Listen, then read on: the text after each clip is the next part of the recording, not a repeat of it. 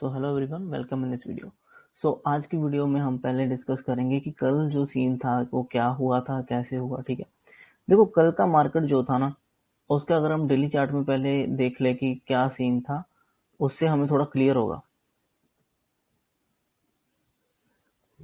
Okay, सो ये है कल का मार्केट।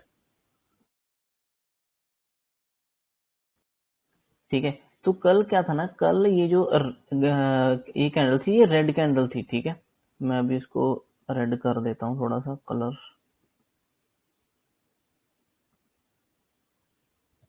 ये जो कैंडल थी ये रेड कैंडल थी। ठीक है, ये ट्रेडिंग व्यू थोड़ा सा उल्टा दिखाता रहता है, पता नहीं क्यों। ये आई थिंक ये रेड कैंडल थी, यहाँ तक मुझे पता है। ठीक है, तो ये रेड कैंडल थी पिछले दिनों में। ठीक है, और ऊपर से एक अच्छी खासी रिएक्शन थी इसमें। ठीक है, और ये एक रेजिस्टेंस लेवल था ऊपर से। ठीक है, तो ये रेजिस्टेंस लेवल से ये रेड कैंडल बनी थी। तो इसके बाद सिंपल हमारा यही व्यू था। ठीक है, एक तो ये रेंज बन रही थी इसकी, इन 2 दिनों की कैंडल की, ऊपर की रेंज, ये नीचे की रेंज। ठीक है, तो हमारा व्यू था कि अगर इसके ये काइंड ऑफ इन्वर्टेड हैमर सा भी लग रहा था, छोटा सा विक था इसके नीचे, और इसको आप शूटिंग स्टार काइंड ऑफ भी बोल सकते हो। तो ये ऊपर से रिजेक्शन वाली कैंडल थी, तो इसके नीचे जैसे ही मार्केट निकलेगी तो एक डाउनफॉल मिल सकता था। ठीक है, जैसे निकले डाउनफॉल, तो वो हम एक्सपेक्ट कर रहे थे। तो इसके बाद जैसे ये नीचे निकला, एक डाउनफॉल आया। ठीक है, नीचे का ट्रेड मिला था, बहुत ठीक था, अच्छा था। तो एक डाउन, उसके बाद ये सेकंड हमें रिकवर कर गया। देखो अभी हमारा व्यू था डाउन साइड इतने एरिया के अंदर। ठीक है, सो डाउन साइड जो व्यू था, उसके बाद जो भी हो वो हमें नहीं करना होता। डेली चार्ट के हिसाब से जो आप एक बार प्लान करके आए हो, ठीक है, उसी के ऊपर फोकस रखना होता है। ठीक है, एक प्लान होना चाहिए। ठीक है, उसके ऊपर एक ही ट्रेड होना चाहिए, मीन्स कि एक ही डायरेक्शन में ट्रेड होना चाहिए। कई बार री एंट्री करनी पड़ती है। ठीक है, तो एक ही ट्रेड होना चाहिए, एक ही सेटअप होना चाहिए। ठीक है, तो ये सब चीजें हैं। तो हमारा सेलिंग का व्यू था, हमें एक सेलिंग का ट्रेड मिला, दैट्स इट। उसके बाद वो बाइंग में ऊपर गया। ठीक है, उसको हमें कुछ लेना देना नहीं है, नहीं होता। ठीक है, अभी हम 5 मिनट में चलते हैं। देखो ऊपर का ट्रेड भी दिख रहा था, ऐसा नहीं है कि वो दिख नहीं रहा था, क्योंकि पिछले दिनों की जो क्लोजिंग थी वो यहाँ कहीं थी। तो यहाँ से अगर मैं मार्क कर लूँ तो ये मुझे कुछ एरिया मिलता है। ठीक है, इस एरिया के पास में से ही वो घूमना शुरू कर दिया। देखो अभी क्या होता है ना, कई बार क्या होता है कि कई बार तो प्रॉपर इसको टच करके जाता है। ठीक है, सपोर्ट को टच कर लेता है। अगर मान लो ये ट्रेंड लाइन को फॉलो करता हुआ आ रहा है, अगर तो उससे करता करता ये नीचे तक आकर फिर ब्रेक करता है ऊपर को, फिर तो हमें सिंपली ट्रेड मिलेगा कि ठीक है, स्पोर्ट से टच कर लिया स्पोर्ट को और ट्रेंड लाइन ब्रेकआउट दे दिया और ऊपर चला गया। कई बार तो ऐसे होता है। ठीक है, कई बार क्या होता है ना कि हमें ये भी ध्यान में रखना पड़ता है। कई बार क्या होता है कि ये नीचे से टच किए बिना ही ट्रेंड लाइन को ब्रेकआउट कर देता है। ठीक है, अब देखो ऊपर से नीचे गिरा था, तो एक पुल बैक तो करना था इसने, यहाँ तक का रिटेस्ट करके फिर फॉल हो सकता था दोबारा। तो पुल बैक के लिए इसने जाना था, तो पुल बैक अब यहाँ से उठेगा या फिर ऊपर से ही निकल जाएगा, ये हमें नहीं पता होता।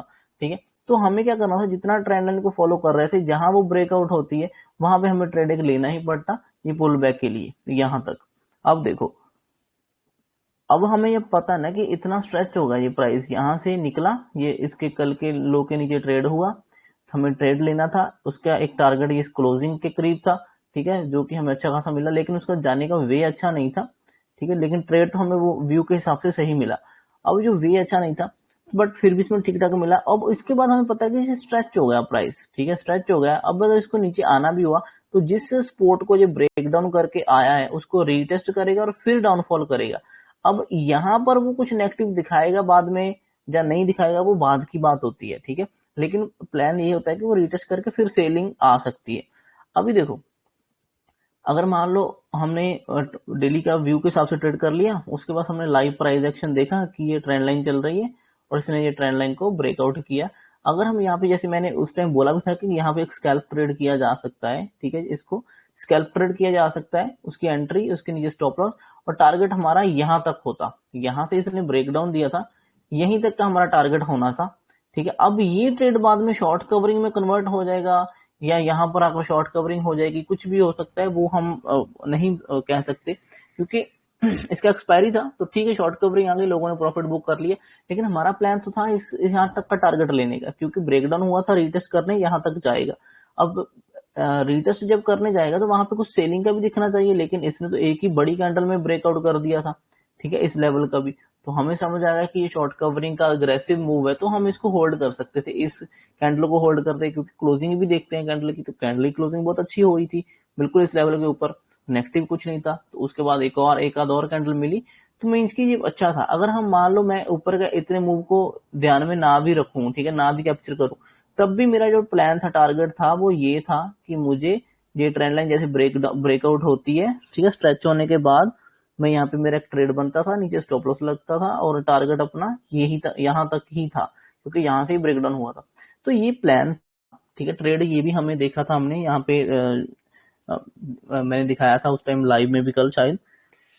सो ये बहुत अच्छा ट्रेड था, बट डेली चार्ट के व्यू के हिसाब से हमारा एक व्यू बनता था, उसके ऊपर ट्रेड करो, उसके ऊपर मिल गया, ठीक है। देखो ऐसी चीजें ना कभी कभी होती हैं, ठीक है, ये चीजें कभी कभी होती हैं, ठीक है, और इनके पीछे नहीं भागना, हमें चाहिए रेगुलर इनकम, ठीक है, हमें रेगुलर ट्रेड चाहिए, मीन्स की रेगुलर हमारी साइकोलॉजी बिल्ड होनी चाहिए। तो रेगुलर के हिसाब से अगर देखा जाए तो हमारा यही व्यू बनता था कि डेली चार्ट इस तरह का था, उसके नीचे निकलेगा तो एक और डाउनफॉल मिलेगा, ये हमारा था रेगुलर बेसिस पे हमारा नॉर्मल ट्रेड था ये, ठीक है, ये हमारा लॉन्ग लॉन्ग रन में काम करने वाला ट्रेड था। ये शॉर्ट टर्म का ट्रेड है, ये कभी शॉर्ट कवरिंग होती है, कभी होती नहीं, कई बार इतनी बड़ी होती नहीं है शॉर्ट कवरिंग, ठीक है। तो हमको इसके पीछे नहीं जाना है ज्यादा, ठीक है। अगर मैं भी होता इस जगह पे, तो मैं भी इसको ट्रेड नहीं करता, मैंने भी नहीं किया था इसको ट्रेड, ठीक है, मैंने इसको नहीं किया, क्योंकि मेरा व्यू जो डेली का था, मैं उसके ऊपर स्ट्रिक्ट रहा, उसके बाद जो ट्रेड मिला वो किया मैंने, उसके बाद कुछ किया नहीं, हालांकि दिख रहा था ये भी, बट मैंने नहीं किया। ये ट्रेड तब प्लान किए जाते हैं जब आपके पास अच्छा खासा फंड हो जाता है, ठीक है, अच्छा खासा पैसा बन जाता है, तब आपको एक्स्ट्रा पैसा होता है आपके पास, तब आपको यहाँ पे एक्स्ट्रा रिस्क लेने में कोई दिक्कत नहीं आती, ठीक है। अभी तो अपना अकाउंट ही ग्रो कर रहे हैं हम, हमारे पास इतना पैसा है ही नहीं, तो हम ये एक्स्ट्रा ट्रेड नहीं ले सकते, ठीक है, ये एडवांस चीजें हैं, ये बाद की बात है जब आपके पास अच्छा खासा पैसा हो, ठीक है। लेकिन उससे पहले जो आपका नॉर्मल आप एनालाइज करते आ रहे हो, उस बेसिस पे जो ट्रेड मिलने हैं आपको वो ही करने चाहिए, ठीक है ना। सो ये ट्रेड था, ये अच्छा था। देखो इसमें हमें इसके ऊपर तो पकड़ना नहीं, हमारा टारगेट था कि यहाँ से अगर मान लो ये ब्रेकडाउन हुआ था, रिटेस्ट करने वहां तक जाएगा, फिर फॉल हो सकता है, तो हमारा टारगेट यहाँ तक था, वो हमें वहां से मिल गया, यहाँ से वहां तक टारगेट मिला, अच्छे खासा प्रीमियम भागे थे इस पे, तो ये ठीक था, ठीक ठाक था मतलब। तो हमें ये वैसे नहीं किया, बट करना भी नहीं चाहिए पहले, जब तक आप अकाउंट ग्रो कर रहे हो, जब एक्स्ट्रा इनकम सोर्स हो आपके पास या एक्स्ट्रा मनी हो आपके पास अकाउंट में, फिर आपको उसमें एक्स्ट्रा रिस्क लेना चाहिए, अदरवाइज जो नॉर्मल लॉजिक के साथ ट्रेड प्लान करते हो वही करना चाहिए, ठीक है। मैंने भी अपने रूल्स को फॉलो करते हुए, ये जो डाउन साइड मेरा व्यू बन रहा था, मैंने इसी के ऊपर ट्रेड लिया था, मैंने यहाँ पे बुक कर लिया, मैंने उसके बाद कुछ नहीं किया, ठीक है, हमने ये कुछ ट्रेड वेड पकड़ने की कोशिश नहीं। और ये ना देखो इसने कितना ज्यादा वॉलेटाइल किया था, आप इतने वॉलेटिलिटी में आप नहीं होल्ड कर सकते, और इसने पूरा टाइम होल्ड किया, तो लास्ट में 3 बजे के करीब ही इसने लास्ट के 15-20 मिनट में मूव दिया, अदरवाइज ये पूरा मतलब साइडवेज था, ठीक है, इसमें कोई इतना रुकने वाला नहीं था बंदा, हर कोई निकल जाता, ठीक है ना। टाइम डीके भी तो हो रहा था, और यहाँ तक तो प्रीमियम इतना टाइम डीके हुआ होगा, यहाँ तक जो भी 10 वाला होगा वो भी 2 रुपए पे आ गया होगा, इतना टाइम डीके हो रहा होगा लास्ट में, तो उतना उसको ये हम नॉर्मली बेसिस देखा है तो ये पकड़ नहीं सकते, ठीक है। ये कभी कभार होता है, जहाँ तो 1:30 के करीब स्टार्ट हो जाए मूवमेंट, तो हमें 5 वाला या 10 वाला इजीली ऊपर जाता दिख जाएगा, लेकिन 3 बजने तक अगर कोई नहीं मूव हो रहा ना, तो ये 5-10 वाले जो होते हैं, इनके ऊपर टाइम डिके का इतना ज्यादा इफेक्ट आ जाता है कि ये बाद में मार्केट इतना मूव करती है, लेकिन ये फिर भी बहुत ज्यादा भाग नहीं पाते, क्योंकि इनके पास टाइम ही नहीं बचा होता, ठीक है ना। तो टाइम जो 10 वाला जो 70-80 तक चला जाता है ना, उसके पास टाइम भी होना चाहिए, ये तो चलो क्विक मूवमेंट हो गया, तो 10 वाला 30-40 पहुंच गया होगा, बट ये ट्रेड हमें अवॉइड करनी चाहिए फिलहाल, जब तक आपके अकाउंट में एक्स्ट्रा पैसे नहीं है, एक्स्ट्रा इनकम सोर्स नहीं है, ठीक है।